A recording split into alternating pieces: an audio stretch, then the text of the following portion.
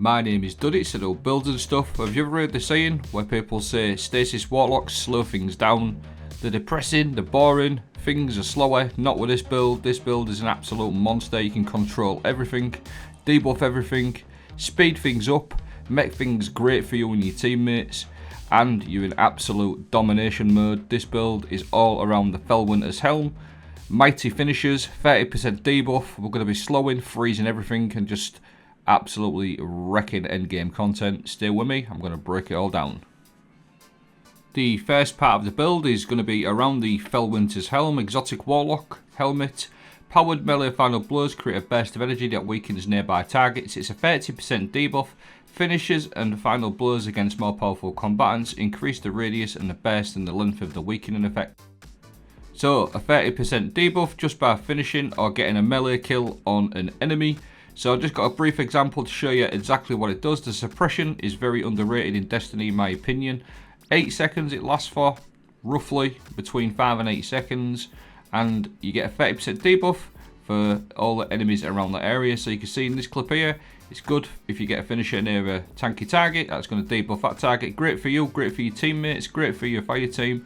So having a 30% debuff is absolutely crazy for DPS, finishing things up quickly like so. Just get a quick finisher. Them two overloads there got a 30% debuff on them, absolutely crazy. There is two Stasis Warlock aspects that make this build go boom. Frostpulse, casting your rift generates a shockwave that freezes nearby combatants. This paired with a Felwinter's helm is just absolute domination. You can suppress and freeze things whenever you want. Pair that with iceflare bolts, shattering the frozen targets, spawn seekers that track and freeze other nearby targets. Frostpulse and iceflare bolts working together is just an absolute joke. And then on top of that you've got the suppression from the Felwinter's helm. And guys, this is absolutely crazy. It is so easy. It just makes things so simple. Get a quick finisher, you froze them with your frost pulse like so, and things are just getting absolutely schmelted. And not only that, you're actually pretty safe as well because everything's either suppressed or frozen. Now for ad clearance, we're going to go into this a little bit more. We're going to add unravelling rounds to this build as well with strand weapons, but just look how quick these enemies die. Absolutely crazy. And then of course, again, we'll touch on the seasonal artifact perks this season, all the shattering effects. But you can just see here, if you've done this GM, you know this sort of corridor can be a little bit tricky. But all I'm doing is just slowing, freezing everything, applying that suppression and the debuff for me and my teammates. And look at the state of this. These unstoppables and these red bar knights don't stand a chance. With frostpulse and iceflare bolts, we may as well take advantage of the seasonal artifact perks. Pillar of Ice, defeating any case combatants, spawns stasis crystals. On top of that, we can also run Hail the Storm, shattering any case targets, and stasis crystals deals increased damage. Shattering stasis crystals release shards of ice that damage and slow targets. Works really nicely with the Felwinters. And then this one is really what makes this build 10 even better, is the unravelling orbs.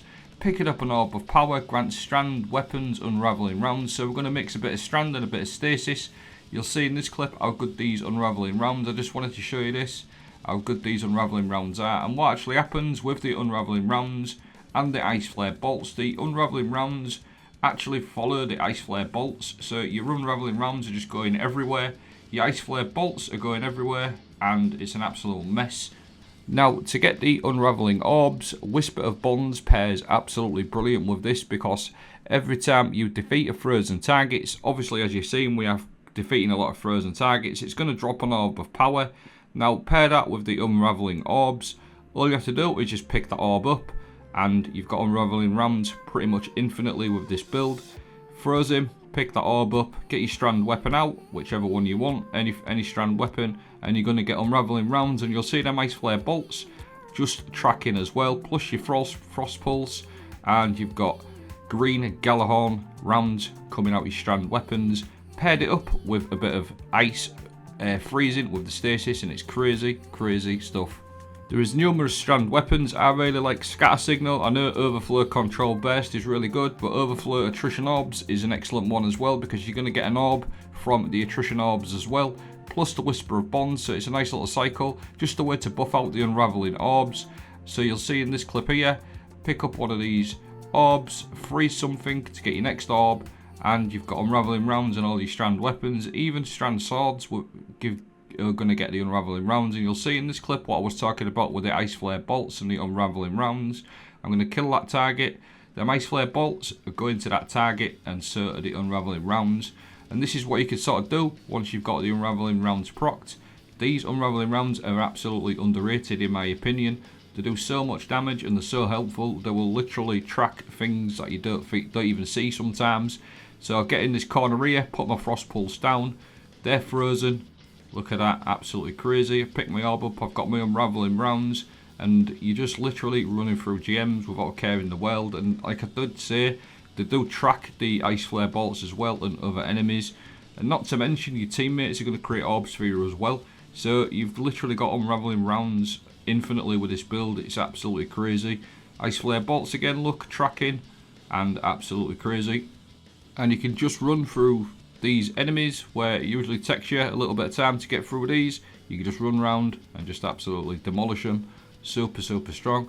And again, the actual control of the build, the domination side of it, how much you're in control with this build is absolutely crazy. With all the stasis effects as well. I do like to run a cold snap grenade with this build as well, but you'll see just how much you can control things. Even tanky targets, you can just sort of slow them down. Really strong. And in this type of situation, you'd be running away. Not with this build. You can just get up close, finish them targets. You know for a fact you've got your iceflare bolts and your frostpulse just to slow things down. And like this, look at this. This is absolutely crazy.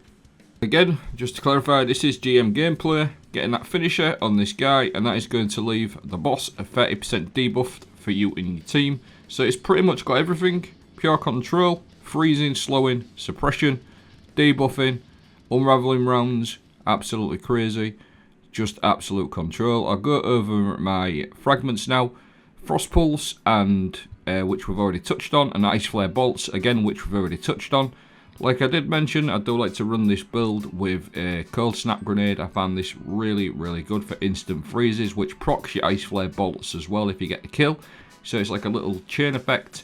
Obviously with the Felwinter's helm and the frostpulse, you want to be running a healing rift, but you can run a powering if you want. I just prefer healing. Whisper of chains, while you are near frozen targets or friendly stasis crystals, you take reduced damage from targets. Absolutely great for this build. I also like to run Whisper of Bonds, which we've touched on. Defeating the frozen targets generates an orb of power. That's absolutely crucial for your unravelling rounds.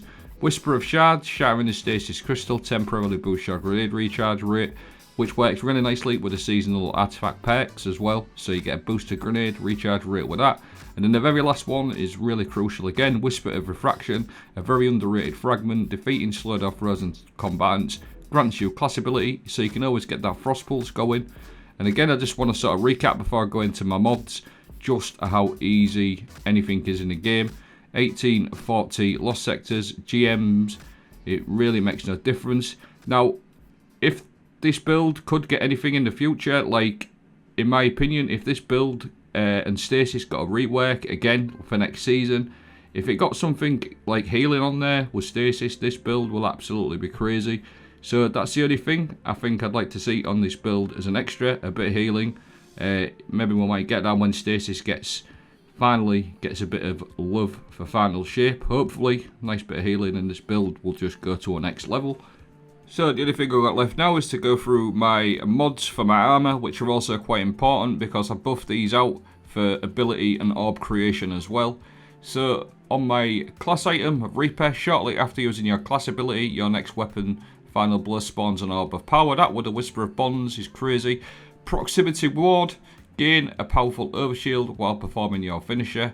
Really good for Felwinters. And then a Bomber mod. Every time you use your class ability, you get a bit of a grenade energy back. Now on my legs, stacks on stacks to get every time you pick up an orb, you get 2 armor charges. I run 2 innovations to reduce my grenade cooldown each time you pick up an orb of power. Now on your chest piece, you can run melee, resistance or concussive dampener, whichever one works the best for you. I was doing the Moon Battlegrounds GM, so I run void resistance, but you can change these up to match whatever you're doing at the time. On my arms, this is why I run stacks on stacks. I run grenade kickstart. Every time you use your grenade, you get a chunk back, depending on how many armor charges you've got. Momentum transfer, causes damage with a grenade, reduces your melee cooldown, so you can get a nice little cycle of freezing going between your melee and your grenade. And then on my helmet, solar strand dual siphon, because you can run solar and strand weapons with this build. And then I also like to run a special ammo finder and a special ammo scout, because I tend to stick to a special weapon, a special strand weapon. But that's the video. Let me know what you think. I hope I sort of showed you that you don't have to play it slow with Stasis Warlocks. Get up, get close, smash things to bit and control everything in the game. Thanks for watching. Have a great day.